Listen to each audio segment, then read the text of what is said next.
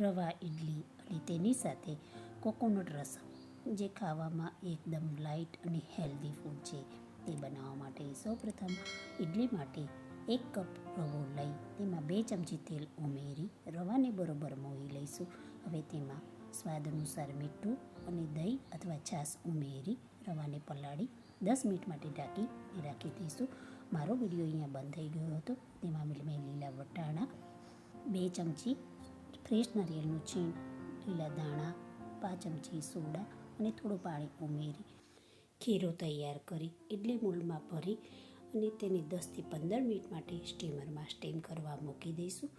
મારો વિડીયો તમને પસંદ આવતો હોય તો મારા વિડીયોને લાઇક, સબસ્ક્રાઈબ, શેર કરશો. ઇડલી સ્ટીમ તૈયાર થઈ ગઈ છે. તમે જોઈ શકો છો એકદમ સોફ્ટ ઇડલી તૈયાર છે. એક કઢાઈમાં તેલ અને ઘી મૂકી તૈયાર ઇડલીને તેમાં ઉમેરી થોડીવાર માટે તેને રોસ્ટ કરી લઈશું. ઇડલી રોસ્ટ થઈ જાય ત્યારે તેને નીચે ઉતારી લઈશું. હવે એક વઘાર તૈયાર કરીશું. તેના માટે વઘારિયામાં તેલ ગરમ કરવા મૂકી તેમાં જીરું, રાઈ, હિંગ ઉમેરી લઈશું. તેમાં સમારેલા લીલા મરચાં, લસણ, આદું, મીઠો લીમડો ઉમેરી બધું બરોબર સાતરી લઈશું. તૈયાર વઘારને એક નાની વાટકી તુવેરની દાળ બાફીથી તેમાં ઉમેરી લઈશું.